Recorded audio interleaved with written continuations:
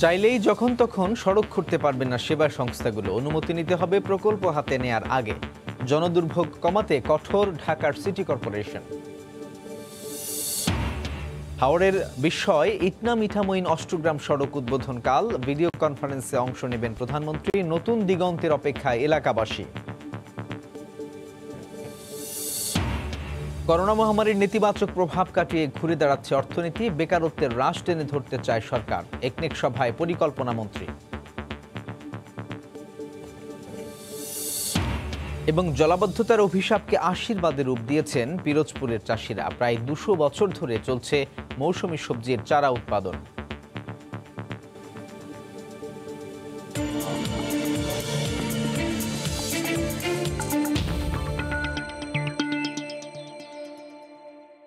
আমন্ত্রণ জানাচ্ছি দেশ ও দেশের বাইরের অর্থ বাণিজ্যের নানা খবর নিয়ে আমাদের নিয়মিত আয়োজন এই সময়ের বাণিজ্যে। আপনাদের সঙ্গে আছি আমি সাজিদ রাজু। চাইলেই আর যখন তখন সেবা সংস্থাগুলোকে সড়ক খোঁড়ার অনুমতি দেবে না ঢাকার ২ সিটি কর্পোরেশন।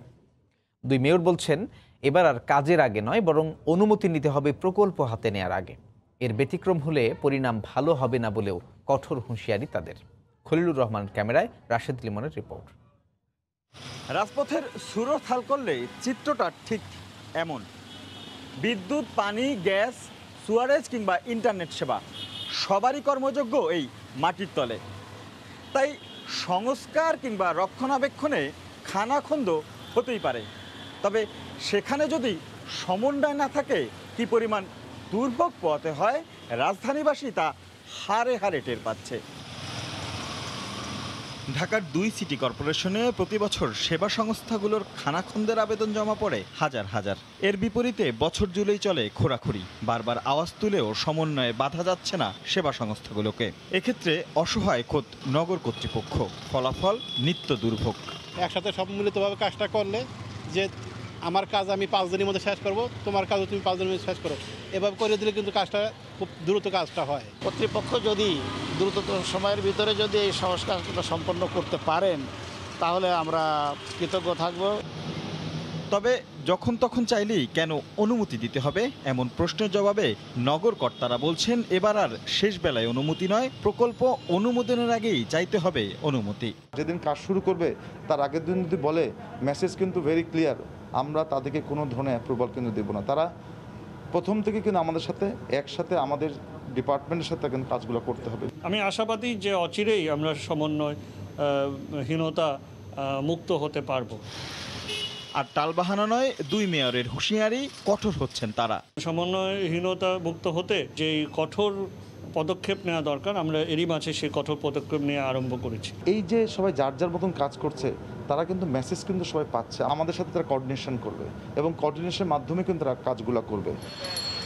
এছাড়া নির্ধারিত সময়ে কাজ শেষ না করার ক্ষেত্রেও গুরুত্ব দিচ্ছেন ২ নগরকর্তা। রাশেদ লিমন, সময় সংবাদ, ঢাকা। আগামীকাল উদ্বোধন হচ্ছে হাওরের বিস্ময় হিসেবে পরিচিত কিশোরগঞ্জের ইটনা মিঠামইন অষ্টগ্রাম অল ওয়েদার সড়ক। বিচ্ছিন্ন ৩টি উপজেলাকে যুক্ত করে নির্মিত এই রাস্তাটি গণভবন থেকে ভিডিও কনফারেন্সের মাধ্যমে উদ্বোধন করবেন প্রধানমন্ত্রী শেখ হাসিনা। এলাকাবাসী বলছেন, এই সড়ক উদ্বোধনের মাধ্যমে হাওরে নতুন দিগন্তের উন্মোচন হবে। সড়ককে ঘিরে হাওরে কেরালার মডেলে পর্যটন এলাকা ঘোষণার উদ্যোগ নিয়েছে প্রশাসন। কিশোরগঞ্জ প্রতিনিধি নূর মোহাম্মদের তথ্য ও ছবিতে ডেস্ক রিপোর্ট। অবশেষে শেষ হচ্ছে অপেক্ষার পালা। রাত পোহালেই স্বপ্নের বাস্তবায়ন হাওরবাসীর। বৃহস্পতিবার সকালে হাওরবাসীর অলওয়েদার সড়ক উদ্বোধন করবেন প্রধানমন্ত্রী শেখ হাসিনা। এক সময়ের অবহেলিত ইটনা মিঠামইন অষ্টগ্রাম উপজেলাকে সংযুক্ত করেছে এ সড়কটি। দিগন্ত বিস্তৃত হাওরের মাঝ দিয়ে পিচ ঢালা প্রশস্ত উঁচু সড়কটি হাওরের সৌন্দর্যকে যেন বাড়িয়ে দিয়েছে বহুগুণ। 1 কিলোমিটার রাস্তা ছিল না সাইকেল চালানোর মতো। আমাদের কল্পনাও এটা হবে না যে রাস্তা হবে। আগে কামাই করতাম ৩০০-৪০০ টাকা, এখন কামাই করে ৫০০-৬০০ টাকা। এই সড়ককে ঘিরে সমৃদ্ধ হবে হাওরের অর্থনীতি, বাড়বে মানুষের জীবন মান, এমনটা মনে করছেন স্থানীয় জনপ্রতিনিধিরা। অর্থনীতি মুক্তির জন্য এটি স্বপ্নের রাস্তা হবে। আমাদের যোগাযোগ ব্যবস্থা ভালো হওয়াতে আমার ব্যবসায়ী সমাজ, ছাত্র সমাজ সবাই একটা বিশাল সুবিধা পেয়েছে। এই রাস্তাটা নির্মিত হওয়ার ফলে আমরা 3টা উপজেলার মানুষ নির্বিঘ্নে সারা বছর আমরা এটা দিয়ে যাতায়াত করতে। এ সড়ককে ঘিরে হাওরে ভারতের কেরালা মডেলে পর্যটন এলাকা গড়ে তোলার উদ্যোগ নেওয়া হয়েছে বলে জানান জেলা প্রশাসক। পর্যটকদের যে বিনোদনের কেন্দ্রগুলো যদি গড়ে তুলতে পারি, কেরালা মডেলের আকারে যদি নৌকা বা গন্ডোলা ড্রাইভ তৈরি করতে পারি, এখানে অনেক সম্ভাবনা, পর্যটনের প্রচুর মানুষ আসবে। গত অর্থ বছরে 874 কোটি টাকা ব্যয়ে 29.73 কিলোমিটার দীর্ঘ অলওয়েদার সড়ক নির্মাণ করে সড়ক ও জনপথ বিভাগ। সময় সংবাদ, কিশোরগঞ্জ। সৌদি প্রবাসীদের এয়ার টিকিটের খবর জানাতে এই মুহূর্তে কারণ বাজারে আছেন রিপোর্টার বেলায়েত হোসেন এবং মতিঝিলে আছেন রিপোর্টার শুভ খান। সরাসরি চলে যাচ্ছি তাদের কাছে। শুরুতে যাচ্ছি বেলায়েত হোসেনের কাছে। বেলায়েত। রাজু, সৌদি প্রবাসীরা টিকিটের জন্য ভিড় করছেন রাজধানীর কাওরার বাজার সৌদি এয়ারলাইন্সের সামনে। তো ভোর থেকেই তারা এখানে এসে রাস্তায় দাঁড়িয়ে তারা টিকিটের জন্য সারিবদ্ধভাবে তারা দাঁড়িয়েছেন। সকাল থেকে আমরা যতটুকু দেখেছি যে এক ধাপে এখানে আসলে টিকিট প্রত্যাশীদেরকে প্রবেশ করানো হয়েছে। এখন পর্যন্ত দ্বিতীয় ধাপে কাউকে প্রবেশ করানো হয় নাই। তারা এখানে দাঁড়িয়ে ভিড় করছেন। তারা বারবার অনুরোধ করছেন তাদেরকে যাতে এই রোদের মধ্যে দাঁড় করিয়ে না রেখে তাড়াতাড়ি ভিতরে প্রবেশ করতে দেওয়া হয়। যদিও সৌদি এয়ারলাইন্স কর্তৃপক্ষের পক্ষ থেকে বারবার বলা হচ্ছে যে প্রথম ধাপে যাদেরকে প্রবেশ করানো হয়েছে তাদেরকে টিকিট দেওয়ার পরেই বাইরে যারা দাঁড়ানো আছে তাদেরকে টিকিট দেওয়া হবে। একটু জানিয়ে রাখছি যে আজকে মূলত যাদেরকে টিকিট দেওয়া হচ্ছে এটি মূলত অগ্রাধিকার ভিত্তিতে টিকিট দেওয়া হচ্ছে। যাদের কাছে 1151 থেকে 1250 নম্বর পর্যন্ত টোকেন রয়েছে তারাই আজকে মূলত টিকিট পাচ্ছে। এছাড়া যাদের ভিসার মেয়াদ শেষ হয়ে যাচ্ছে, ভিসার মেয়াদের সময় আর নেই, তাদেরকে টিকিট দেওয়া হচ্ছে। বলে রাখতে চাই যে 20 তারিখ পর্যন্ত যাদের ভিসার মেয়াদ আছে তাদেরকেই মূলত টিকিট দেওয়া হচ্ছে। তবে এখানে এসে একটি বিড়ম্বনার কথা সৌদি প্রবাসীরা বলছেন যে অনেকের ভিসার মেয়াদ আছে, তবে তাদের যে সৌদিতে তাদের যে কফিল আছে, অর্থাৎ তারা যে মালিকের অধীনে তারা যে কাজ করেন সে মালিক কোনোভাবে তাদের ছুটি বাড়াতে চাচ্ছেন না। সুতরাং এই ক্ষেত্রে তাদের আসলে তাদের ব্যাপারে কি সিদ্ধান্ত হবে সে বিষয়ে তারা এখন পর্যন্ত তারা বলা যায় যে এক ধরনের জটিলতার মধ্যে আছেন। তো এই বিষয়ে সৌদি এয়ারলাইন্স কর্তৃপক্ষ বলছেন যে তারা নির্ধারিত নিয়মের বাইরে যাওয়া তাদের কোনো সুযোগ নেই। অর্থাৎ যাদের কাছে টোকেন আছে কিংবা যাদের ভিসার মেয়াদ শেষের দিকে আছে তাদেরকেই টিকিট দেওয়া হবে, এর বাইরে কাউকে টিকিট দেওয়া হবে না। তবে একটি বিষয় হচ্ছে যে এর আগে টিকিট বিক্রির শুরুর দিকে, অর্থাৎ আজ থেকে 14-15 দিন আগে আমরা টিকিট বিক্রিতে যেই বিড়ম্বনা, যেই হট্টগোল দেখেছি, সেখান থেকে পরিস্থিতি অনেকটাই শান্ত বলা যায়। কারণ আপনি জানেন যে প্রবাসীরা দীর্ঘদিন ধরে কিন্তু প্রায় 2 সপ্তাহ ধরে তারা তাদের এই টিকিট ব্যবস্থা সচল করার জন্য তারা কিন্তু আন্দোলন করেছে। সেই আন্দোলনের পরিপ্রেক্ষিতে তাদের জটিলতা অনেকটাই কেটে গেছে। তবে তারা দাবি করছেন এখনও বেশ কিছু জটিলতার মধ্যে তারা পড়ে আছেন। তো রাজু, রাজধানীর কারণ বাজারে সৌদি এয়ারলাইন্সের সামনে থেকে এই ছিল আমার কাছে। চলে যাব মতিঝিলে, সেখানে আছেন আমাদের সহকর্মী শুভ খান বিমান বাংলাদেশ এয়ারলাইন্সের সামনে।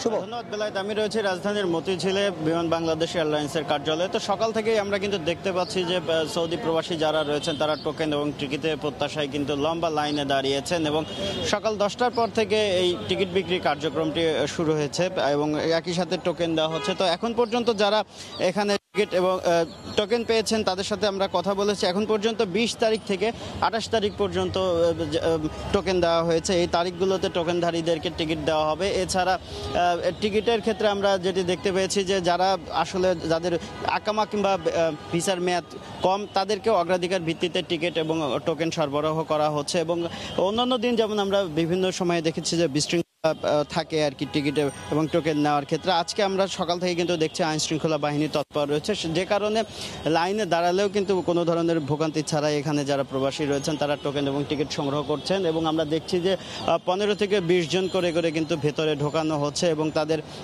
কার্যক্রম বা ভিসা কিংবা টিকিট কিংবা টোকেন পাওয়ার পরেই মূলত নতুন করে আরও 15-20 জন করে ঢোকানো হয়েছে এবং এভাবেই কিন্তু এখানকার কার্যক্রম চলছে। তো এখানে যারা প্রবাসী রয়েছেন তারা কিন্তু বলেছেন যে যেহেতু অনেকেই আমার মেয়াদ বাড়তি সে কারণে তারা বলছেন যে তাদের একটু দেরিতে নিলেও টিকিট পেলেও বা দেরিতে গেলেও তাদের কোনো সমস্যা নেই। তারাও কিন্তু দাবি জানিয়েছেন যে যাদের মেয়াদ কম তাদের জন্য দ্রুত টিকিট নিশ্চিত করা হয় এবং তারা যেন দ্রুত সৌদি আরব যেতে পারেন। আবার কেউ কেউ বলছেন যে আসলে আকামার মেয়াদ বাড়লেও কিন্তু আমরা দেখছি যে অনেকেই বলছেন যে তাদের মালিক খুব দ্রুত তাদেরকে সৌদি আরব ফিরে যাওয়ার কথা বলছেন। তো সে কারণেই কিন্তু এখানে যারা সৌদি প্রবাসী রয়েছেন যাদের ভিসার মেয়াদ 1.5 থেকে 2 মাস বাড়ানো হয়েছেন তারাও কিন্তু বলছেন যে তারা দ্রুত ফেরত যেতে চান। এই কারণে তারা লাইনে দাঁড়িয়েছেন এবং টিকিট নেওয়ার জন্য তারা আজকে কিন্তু টোকেন সংগ্রহ করছেন। তো এই ছিল আমার কাছে মতিঝিল বিমান বাংলাদেশ এয়ারলাইন্সের কার্যালয় থেকে টোকেন এবং টিকিট বিতরণের সবশেষ। রাজু, সৌদি প্রবাসীদের এয়ার টিকিট সংগ্রহের খবর জানাচ্ছিলেন মতিঝিল বিমান বাংলাদেশ এয়ারলাইন্সের সামনে থেকে যোগ দিয়েছিলেন সহকর্মী শুভ খান। এর আগে কারণবাজার সাউদি এয়ারলাইন্সের সামনে থেকে যোগ দিয়েছিলেন আমাদের আরেক সহকর্মী বেলায়েত হোসাইন। করোনা মহামারীর নেতিবাচক প্রভাব কাটিয়ে ঘুরে দাঁড়াচ্ছে অর্থনীতি। আজ একনেক সভা শেষে সাংবাদিকদের ব্রিফিংয়ে পরিকল্পনা মন্ত্রী বিবিএসের সাম্প্রতিক এক জরিপের তথ্য তুলে ধরেন। তিনি বলেন, বেকারত্বের হ্রাস টেনে ধরতে চায় সরকার। গতকালের একনেক সভা শেষে সভায় প্রধানমন্ত্রী শিক্ষা ও গবেষণার মান উন্নয়নে জোর দিয়েছেন বলেও জানান মন্ত্রী। করোনা মহামারী শুরুর পর এপ্রিল থেকে জুলাই মাসে দেশের ৬৮% পরিবার আর্থিক সমস্যা মোকাবিলা করেছে। আয় কমেছিল 20%, যদিও ব্যয় সেভাবে কমেনি। তাই অনেকেই সংকটকালে সঞ্চিত অর্থ ব্যবহার করেছেন। দিনমজুরের অর্ধেকই কাজ হারিয়েছিল, বেকারত্ব বেড়েছিল 10 গুণ পর্যন্ত, কমেছিল ক্ষুদ্র ব্যবসায়ীর সংখ্যাও। এ সময়ে সরকারি সহায়তা পেয়েছে 21% পরিবার। একমাত্র কৃষি খাত ছিল করোনার নেতিবাচক প্রভাবের বাইরে। বাংলাদেশ পরিসংখ্যান ব্যুরোর প্রথমবারের মতো করা টেলিফোন জরিপের ফলাফলে এসব তথ্য উঠে এসেছে। একনেক পরবর্তী ব্রিফিংয়ে পরিকল্পনা মন্ত্রী বলেন, দেশের সব খাতই দ্রুতই আগের অবস্থায় ফিরছে। প্রায় 10 গুণ বেকার বেড়ে গিয়েছিল। এখন আমাদের বেকারের হার 4%। 2-এ যেতে চাই। 17% ক্ষুদ্র ব্যবসায়ী খানা ছিল, এরা নেমে গেছিল জুলাই মাসে 10%-এ। এই সেপ্টেম্বর মাসে তারা অলমোস্ট আগের জায়গায় চলে গেছে। উঠে দাঁড়াবার সক্ষমতা প্রচুর আছে এবং লোকগুলো দাঁড়িয়ে গেছে। শিক্ষার মান উন্নয়নে বিশ্ববিদ্যালয়ের অবকাঠামো সুবিধা অনুযায়ী সর্বোচ্চ ছাত্র ভর্তির সীমা নির্ধারণের বিষয়টি একনেকে উঠে এসেছে বলে জানান মন্ত্রী। বিশ্ববিদ্যালয়ের জন্য বাজার না হয়ে যায়, ইট শুড রিমেইন শিক্ষা প্রতিষ্ঠান। এবং তিনি বারবার দুঃখ প্রকাশ করেছেন, যতটা আমরা আশা করি আমাদের গবেষণা হওয়া উচিত সেটা আমরা পাই না। একনেক সভায় ১৬৫৯ কোটি টাকা ব্যয়ে 4টি প্রকল্প অনুমোদন দেয়া হয়। এরা নিতে শুরু করেছে তখনই কিন্তু। হরিপদ সাহা, সময় সংবাদ, ঢাকা। টাঙ্গাইলে বন্যার পানি কিছুটা কমলেও প্লাবিত হয়েছে নতুন নতুন এলাকা। এতে চরম দুর্ভোগে পড়েছেন দুর্গত এলাকার 30,000-এরও বেশি মানুষ। তলিয়ে গেছে ভুয়াপুর, বাসাইল ও কালীহাতির বেশ কিছু এলাকা। বসতবাড়ি, রাস্তাঘাট ডুবে যাওয়ায় দুর্ভোগ বেড়ে চলেছে স্থানীয়দের। সেই সঙ্গে বিভিন্ন ফসল ও বীজতলার ব্যাপক ক্ষতি হয়েছে। টাঙ্গাইলের ভয়াবহ বন্যার রেশ কাটতে না কাটতেই ৪র্থ দফায় বন্যার কবলে পড়ে মানুষ। এখনও বানভাসীদের কাছে কোনো ত্রাণ সহায়তা পৌঁছেনি বলে অভিযোগ স্থানীয়দের।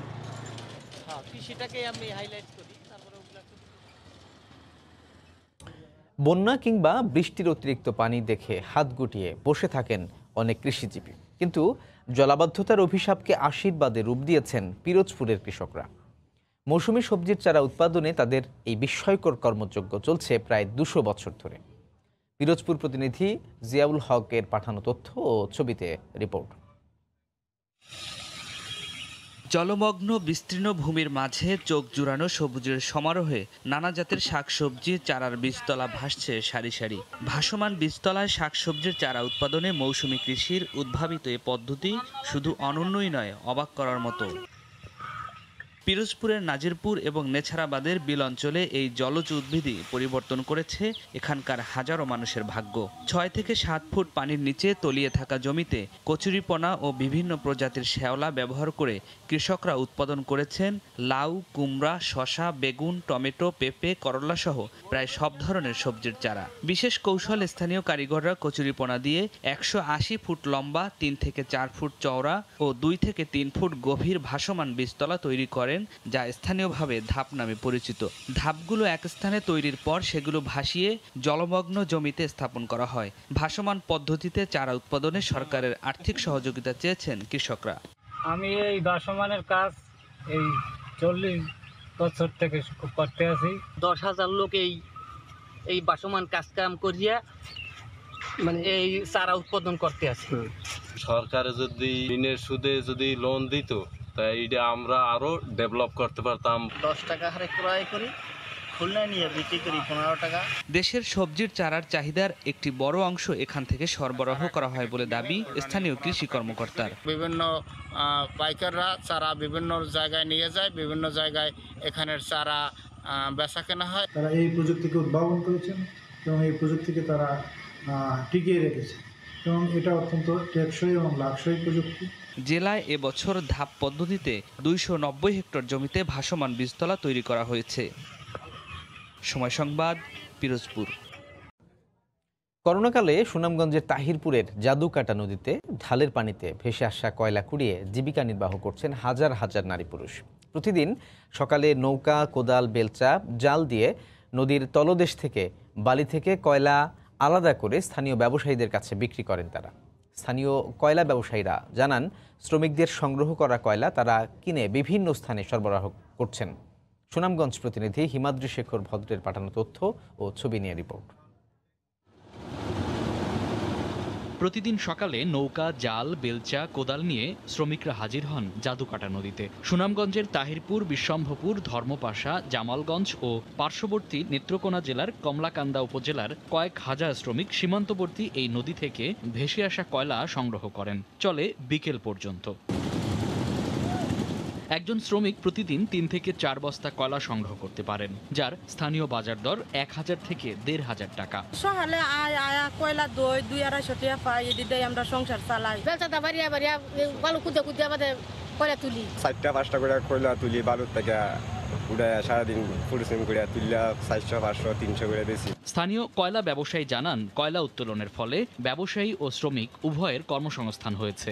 প্রতি বস্তা আমরা 200-250-300 টাকা এইভাবে কিনা রাখি। কিনা রাখি মনে করেন আমরা ঢাকা এটা সাপ্লাই দেই, কলমাকান্দা সাপ্লাই দেই। প্রতি মনে হয় 400-500 টাকা পাই। আমরাও মোটামুটি চলতেছি, লেবারও মোটামুটি ভালোই চলতেছে। তাহিরপুর সাবেক জনপ্রতিনিধি জানান, কয়লা উত্তোলনে করোনাকালে হাজার হাজার বেকার শ্রমিকের ব্যাপক কর্মসংস্থানের সৃষ্টি হয়েছে। এই কাজটা যদি না করতে পারতো এই এলাকার মানুষ দুর্ভিক্ষের সম্মুখীন হইল। হাজার হাজার শ্রমিকরা এই কাজ করতেছে, এই নদীর মধ্যে তারা জীবিকা নির্বাহ করতেছে। জেলা প্রশাসক জানান, করোনাকালে শ্রমজীবী মানুষের বিকল্প কর্মসংস্থানে যেন বিশৃঙ্খলা সৃষ্টি না হয় সেদিকে নজর রাখা হচ্ছে। আমরা এই কাজটি মনিটরিং রাখছি যাতে কোনো মহল বিশেষ এটিকে বাণিজ্যিকভাবে উত্তোলনের কোনো সুযোগ লাভ না করতে পারে। জাদুকাটা নদীর বাড়িকটিলা এলাকা থেকে ঢালার পার পর্যন্ত 3 কিলোমিটার এলাকা থেকে কয়লা সংগ্রহ করা হয়। সময় সংবাদ, সুনামগঞ্জ। লাগামহীনভাবে বেড়েই চলেছে দিনাজপুরের বাজারে সবজির দাম। 2 সপ্তাহের ব্যবধানে প্রতিটি সবজির দাম বেড়েছে কেজিতে 15 থেকে 20 টাকা। এতে চরম বিপাকে পড়েছে নিম্ন আয়ের খেটে খাওয়া মানুষ। বন্যা, অতিবৃষ্টির কারণে সরবরাহ কমায় দাম বেড়েছে বলে দাবি ব্যবসায়ীদের। গোলাম নবী দুলালের তথ্য ও মনজিদ আলম শিমুলের ছবি নিয়ে রিপোর্ট। দিনাজপুরের সবজির পাইকারি বাজারে কমছে না অস্থিরতা। পাইকারি বাজারে বেড়েছে সব ধরনের সবজির দাম। পটল, বেগুন, কচু, ঝিঙ্গা, করলা, মরিচ কেজিতে 15 থেকে 20 টাকা বেড়েছে। কাঁচা মরিচ বিক্রি হচ্ছে 180 টাকা কেজি। কোনো সবজি মিলছে না 50 থেকে 60 টাকার নিচে। কৃষকরা বলছেন, অতিবৃষ্টি ও নিম্নাঞ্চল প্লাবিত হওয়ায় সবজির ক্ষতি হয়েছে। বৃষ্টির কারণে আমার 1 বিঘা মাটি পাটা শাক, পুঁই শাক, তারপরে ঢেঁড়ুয়া শাক, মূলা শাক এলে সব কিছু নষ্ট। বর্তমান কাঁচামাল এলাকার খুব সংকট, বন্যাতে মালগুলো সব নষ্ট হয়, বাজারটা একটু বাড়তি। সব রকম সবজির দাম বেড়ে যাওয়ায় বাজারে এসে বিপাকে পড়েছেন সাধারণ মানুষ। আগে আমরা মরিচ কিনতাম 15 টাকা পোয়া, এখন মরিচ কিনা লাগতেছে আপনার 50 টাকা পোয়া। সবজির দাম এত বেশি, আমরা বাজারে আসলে হিমশিম খাই যাচ্ছি। বাজারে সরবরাহ কম হয় সবজির দাম বেড়েছে বলছেন ব্যবসায়ীরা। কোনো দোকানদার একটা মাল পাচ্ছে, কেউ 2টা মাল পাচ্ছে। এই মাল নিয়ে দাম তো মনে হয় যে ডবল। মাল কিনতে যাই আমরা মাল পাই না, আবার বিক্রির সময় ক্রেতা পাই না, কারণ দাম অতিরিক্ত বেশি। জেলায় এবার 13,500 হেক্টর জমিতে সবজি আবাদ হয়েছে। সময় সংবাদ, দিনাজপুর। ক্রেতা বিক্রেতার হাঁক ডাকে সরগরম মানিকগঞ্জের সবচেয়ে বড় দেশি মাছের আড়ত তরাঘাট। কালীগঙ্গা, ধলেশ্বরী, ইছামতি সহ আশপাশের নদ নদীর মাছ স্বল্প দামে কেনাবেচা করেন জেলে, পাইকার ও আড়তদাররা। ইউসুফ আলীর পাঠানো তথ্য ও ছবি নিয়ে রিপোর্ট। ভোর থেকে দেশীয় মুক্ত জলাশয়ের কই, শিং, শোল, বোয়াল, রুই, কাতলা, চিংড়ি, বাইমসহ কালীগঙ্গা, ইছামতি, ধলেশ্বরী নদীর সুস্বাদু দেশীয় মাছের সরবরাহে জমজমার তরা মাছের পাইকারি আড়ত। এছাড়াও মানিকগঞ্জের পদ্মার ইলিশ সহ চট্টগ্রাম ও বরিশালের ইলিশ, পাঙ্গাসের সরবরাহ ভালো। তবে মুক্ত জলাশয়ের টাটকা মাছের সরবরাহের কারণে এ আড়তের কদর রাজধানী ঢাকার পাইকার ও ব্যবসায়ীদের কাছে বেশি। দাম কম ও টাটকা মাছ পেয়ে স্থানীয় ক্রেতা সহ দূর দূরান্তের পাইকাররা খুশি। দেশেও মাছ পাওয়া যায়, সব ধরনের মাছ, এবং মোটামুটি অন্য জায়গার তুলনায় এখানে মাছের দাম একটু কম। রুই মাছ, ইলিশ মাছ, এমনি গুড়া মাছ ভাই বিক্রি করি। মুক্ত জলাশয়ের নদীর মাছ, সাগরের মাছ, ইলিশ মাছ, বরিশালের ইলিশ মাছ, কাস্টমার খুব ভালো। তাই তো এই তোরাঘাটে মাছ কিনতে আসে। এই জায়গা থেকে আমরা ঢাকায় অনেক বিভিন্ন জায়গায় মাছ বিক্রি করি, আর এই যে এই জায়গার মাছ মনে করেন অনেক জায়গা থেকে অনেক পাইকার এসে কিনে নিয়ে যায়। জেলার সবচেয়ে বড় পাইকারি মৎস্য আড়ত হলেও বছরের পর বছর কোনো উন্নয়নের ছোঁয়া নেই এই আড়তে। তাই সরকারের কাছে এর অবকাঠামো উন্নয়নের দাবি মৎস্য আড়তের নেতার। বৃষ্টি বাদল হয় এবং পানি পাস করার কোনো জায়গা নেই। সরকারের কাছে একটা দাবি, আমাদের আড়তের উন্নয়নের ব্যাপারে তারা সরকার যেন আমাদের নজর রাখে। কয়েক হাজার জেলে ও শতাধিক আড়তদারের মাধ্যমে নদী, মুক্ত জলাশয়, চট্টগ্রাম ও বরিশাল থেকে আনা মাছ বেচা কেনা হয় জেলার সদর উপজেলার এ বাজারে। সময় সংবাদ, মানিকগঞ্জ। কাস্তেলো সাউথ জর্জ বা সেন্ট জর্জ ক্যাসেল। পর্তুগাল ভ্রমণ করবেন কিন্তু লিসবনের ঐতিহাসিক এই দুর্গটিতে আসবেন না এমন পর্যটক খুঁজে পাওয়া দুষ্কর। তবে করোনা মহামারীতে এবছর পর্যটক সংকটে ক্যাসেলটিও। তবু দৃষ্টিনন্দন ও প্রত্নতাত্ত্বিক এই নিদর্শনটি ভ্রমণে আসা অল্প সংখ্যক পর্যটকও বিমোহিত এর রূপে। লিসবন থেকে তারিকুল হাসান আশিকের রিপোর্ট। টিকিট কেটে ভেতরে ঢুকতেই পর্যটকদের স্বাগত জানাতে প্রস্তুত ময়ূরেরা। কামান দাগার পাশাপাশি দুর্গের প্রাকৃতিক এই সৌন্দর্য যে কাউকে মুগ্ধ করবে নিমেষেই। পর্তুগালের রাজধানী লিসবনের প্রাণকেন্দ্রে সুউচ্চ পাহাড়ের চূড়ায় সাধু জর্জের নামে নির্মিত দুর্গ কাস্তেলো সাও জর্জ। অষ্টম শতাব্দীতে নির্মিত ঐতিহাসিক এই দুর্গটি লিসবনের ইতিহাসের একটি বড় জায়গা জুড়ে রয়েছে। ক্ষমতার পালাবদলে ফিনিশ, গ্রিক, রোমানদের পর দুর্গটি পর্তুগিজদের দখলে আসে 1147 খ্রিস্টাব্দে, যা পরবর্তীতে শত্রুদের হাত থেকে লিসবন রক্ষায় বড় ভূমিকা রাখে। দুর্গের অভ্যন্তরীণ সৌন্দর্য উপভোগের পাশাপাশি চূড়া থেকে লিসবনের সৌন্দর্যে মুগ্ধ পর্যটকরা। এটা অন্যরকম এক অভিজ্ঞতা। আবহাওয়া আমাদের অনুকূলে ছিল, সব মিলিয়ে দারুণ সময় কাটলো। প্রথমবারের মতো এখানে এসেছি, সব ঘুরে দেখলাম, আবারও এখানে আসবো। এছাড়াও রয়েছে জাদুঘর, প্রদর্শনী সহ দৃষ্টিনন্দন নানা আয়োজন। 1755 সালে ভূমিকম্পে মারাত্মকভাবে ক্ষতিগ্রস্ত দুর্গটি সংস্কার করে ব্যবহার উপযোগী করতে বেশ বেগ পেতে হয় সংশ্লিষ্টদের। পর্তুগালের প্রত্নতত্ত্বের অন্যতম নিদর্শন এই ক্যাসেলটি। স্বাভাবিক সময়ে বছরের সব সময়ই পর্যটকদের পদচারণায় মুখর থাকলেও এবছর করোনা মহামারীর কারণে একেবারে পর্যটক শূন্য এই ক্যাসেলটি। তবে সামনের দিনগুলোতে আবার পর্যটকদের পদচারণায় মুখর হবে এই ক্যাসেল, এমনটাই প্রত্যাশা করছে কর্তৃপক্ষ। তারিকুল হাসান আশিক, সময় সংবাদ, লিসবন, পর্তুগাল। দর্শক, এবার জানিয়ে দিব শেয়ার বাজারের খবর। শেয়ার বাজারের খবর জানতে চলে যাচ্ছি ঢাকা স্টক এক্সচেঞ্জ ডিএসসির অফিসিয়াল ওয়েবসাইট dscbd.org-তে। আমরা দেখতে পাচ্ছি সকাল থেকে আজ বেশ ঊর্ধ্বমুখী প্রবণতার মধ্য দিয়ে ঢাকা স্টক এক্সচেঞ্জ ডিএসসির প্রতিটি সূচকই দেখতে পাচ্ছি ঊর্ধ্বমুখী প্রবণতা লক্ষ্য করা যাচ্ছে। লেনদেন হচ্ছে বেশ ভালো গতিতে কিন্তু লেনদেনও চলছে। আমরা দেখতে পাচ্ছি যে ঢাকা স্টক এক্সচেঞ্জ ডিএসসির যে প্রধান সূচক ডিএসসি এক্স, সেটি এই মুহূর্তে 21 পয়েন্ট বেড়ে 4950 পয়েন্টে অবস্থান করছে এই মুহূর্তে। ঢাকা স্টক এক্সচেঞ্জ ডিএসসির যে সরিয়া ইন্ডেক্স ডিএসসি এস, সেটিও ঊর্ধ্বমুখী 9 পয়েন্ট বেড়ে 1119 পয়েন্টে অবস্থান করছে এবং ডিএসসির যে বাছাই সূচক 30 ইন্ডেক্স, সেটি 3 পয়েন্ট বেড়ে 1682 পয়েন্টে অবস্থান করছে এই মুহূর্তে। ঢাকা স্টক এক্সচেঞ্জ ডিএসসিতে এই মুহূর্তে আজকে সকাল 10:30 লেনদেন শুরু হওয়ার পর থেকে এখন পর্যন্ত ঢাকা স্টক এক্সচেঞ্জ ডিএসসিতে 363 কোটি টাকার লেনদেন হয়েছে। এই লেনদেন হওয়া কোম্পানিগুলোর মধ্যে আমরা দেখতে পাচ্ছি যে 226টি কোম্পানির শেয়ার এবং মিউচুয়াল ফান্ডের দর বেড়েছে, কমেছে 73টি কোম্পানির, এবং অপরিবর্তিত রয়েছে 51টি কোম্পানির শেয়ার এবং মিউচুয়াল ফান্ডের দর। এখন পর্যন্ত লেনদেন হওয়া কোম্পানিগুলোর মধ্যে আমরা দেখতে পাচ্ছি যে শীর্ষ 20-এ যে কোম্পানিগুলো অবস্থান করছে এর মধ্যে 4টি ইন্স্যুরেন্স কোম্পানি রয়েছে, 2টি টেক্সটাইল কোম্পানি রয়েছে। প্রথমেই যেই কোম্পানিটি এই মুহূর্তে আমরা দেখতে পাচ্ছি যে শীর্ষ 20-এর 1 নম্বর অবস্থান করছে 52 টাকা 80 পয়সা দর নিয়ে। সেটি কন্টিনেন্টাল ইন্স্যুরেন্স লিমিটেড। এই ইন্স্যুরেন্স কোম্পানিটির এই মুহূর্তে সর্বোচ্চ যে দাম সেটি কিন্তু সর্বশেষ দামে লেনদেন হচ্ছে প্রতিটি শেয়ার 52 টাকা 80 পয়সা এবং সর্বনিম্ন লেনদেন মূল্য ছিল 48 পয়সা 90 পয়সা। 48 টাকা ছিল 48 টাকা 90 পয়সা এবং 48 টাকা ছিল গতকালের সর্বশেষ লেনদেন মূল্য। এরপরে 2 নম্বর স্থানে আজকে শীর্ষ 20-এর কোম্পানিগুলোর মধ্যে অবস্থান করছে 50 টাকা দর নিয়ে এশিয়া ইন্স্যুরেন্স লিমিটেড। এটিও বিমা খাতের একটি প্রতিষ্ঠান এবং এই 50 টাকা হচ্ছে সর্বোচ্চ লেনদেন মূল্য, 45 টাকা 70 পয়সা সর্বনিম্ন লেনদেন মূল্য এবং গতকালের সর্বশেষ লেনদেন মূল্য দেখতে পাচ্ছি এশিয়া ইন্স্যুরেন্স লিমিটেডের 45 টাকা 50 পয়সা।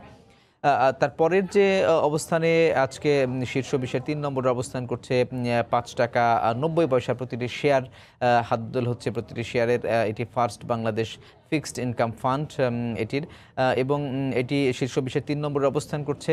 সর্বোচ্চ দর 5 টাকা 90 পয়সা এবং 5 টাকা 50 পয়সা ছিল সর্বনিম্ন লেনদেন মূল্য। গতকালের সর্বশেষ লেনদেন মূল্য ছিল 5 টাকা 40 পয়সা। শীর্ষ 20-এর কোম্পানিগুলোর মধ্যে দেখতে পাচ্ছি 4 নম্বরে আরও একটি বিমা খাতের প্রতিষ্ঠান রয়েছে। 4 নম্বরে এক্সপ্রেস ইন্স্যুরেন্স লিমিটেড। এটির প্রতিটি শেয়ার এই মুহূর্তে হাতবদল হচ্ছে 36 টাকা দরে। 36 টাকা 70 পয়সা ছিল সর্বোচ্চ দর এবং সর্বনিম্ন লেনদেন মূল্য ছিল 34 টাকা 60 পয়সা। এটি ছিল গতকালের সর্বশেষ লেনদেন মূল্য। তারপরের অবস্থান আমরা দেখতে পাচ্ছি 5 নম্বরে বেক্সিমকো অবস্থান করছে 25 টাকা 20 পয়সা দর নিয়ে। 25 টাকা 60 পয়সা ছিল সর্বোচ্চ লেনদেন মূল্য এবং 24 টাকা 90 পয়সা ছিল সর্বনিম্ন লেনদেন মূল্য। গতকালের সর্বশেষ লেনদেন মূল্য ছিল বেক্সিমকোর 24 টাকা 80 পয়সা। এরপরে অবস্থানে 69 টাকা 70 পয়সা দর নিয়ে এই মুহূর্তে শীর্ষ 20-এর কোম্পানিগুলোর মধ্যে 6 নম্বরে অবস্থান করছে প্যারামাউন্ট টেক্সটাইল লিমিটেড। আগে বলেছি যে দুটি টেক্সটাইল কোম্পানি শীর্ষ 20-এর মধ্যে অবস্থান করছে, এর মধ্যে প্যারামাউন্ট একটি এবং আরেকটি কাট্টালি টেক্সটাইল লিমিটেড। এটি 15 টাকা 20 পয়সা দর নিয়ে অবস্থান করছে এই মুহূর্তে শীর্ষ 20-এর কোম্পানিগুলোর মধ্যে 7 নম্বর স্থানে। 15 টাকা 30 পয়সা ছিল সর্বোচ্চ দর। তারপরে যে অবস্থান করছে নর্দার্ন ইন্স্যুরেন্স লিমিটেড, এটি এই মুহূর্তে 36 টাকা 40 পয়সা দরে হাতবদল হচ্ছে প্রতিটি শেয়ারের এই কোম্পানিটির এবং 36 টাকা ছিল নর্দার্ন ইসলামী ইন্স্যুরেন্স লিমিটেড। এই কোম্পানিটির সর্বোচ্চ লেনদেন মূল্য ছিল 36 টাকা 60 পয়সা এবং 33 টাকা 80 পয়সা ছিল সর্বনিম্ন লেনদেন মূল্য। টপ 10 যে গেইনার কোম্পানিগুলো আছে এর মধ্যেও কিন্তু আমরা দেখতে পাচ্ছি যে 1 নম্বর স্থানে এই মুহূর্তে 26 টাকা 90 পয়সা ক্লোজিং প্রাইস নিয়ে আমরা দেখতে পাচ্ছি যে কোম্পানিটি হচ্ছে হামিদ ফেব্রিক্স লিমিটেড, টেক্সটাইল খাতের একটি প্রতিষ্ঠান। এবং পরের অবস্থানে আমরা দেখতে পাচ্ছি যে টেক্সটাইল কোম্পানিগুলোর কথা বলেছি তারাও কিন্তু টপ 10 যে গেইনার কোম্পানিগুলোর মধ্যে অবস্থান করছে। তো এই ছিল সংক্ষেপে আমার কাছে ঢাকা স্টক এক্সচেঞ্জ ডিএসসির সর্বশেষ লেনদেনের খবরাখবর। এ পর্যায়ে শীর্ষ সংবাদ জানিয়ে দিচ্ছি আরও একবার। চাইলেই যখন তখন সড়ক খুঁড়তে পারবে না সেবা সংস্থাগুলো, অনুমতি নিতে হবে প্রকল্প হাতে নেওয়ার আগে। জনদুর্ভোগ কমাতে কঠোর ঢাকার সিটি কর্পোরেশন। হাওরের বিষয় ইটনা মিঠামইন অষ্টগ্রাম সড়ক উদ্বোধনকাল ভিডিও কনফারেন্সে অংশ নেবেন প্রধানমন্ত্রী। নতুন দিগন্তের অপেক্ষায় এলাকাবাসী।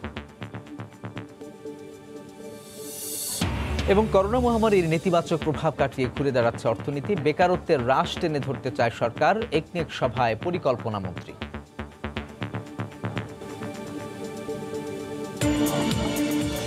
এই ছিল এই সময়ের বাণিজ্য। সঙ্গে থাকুন সময়ের।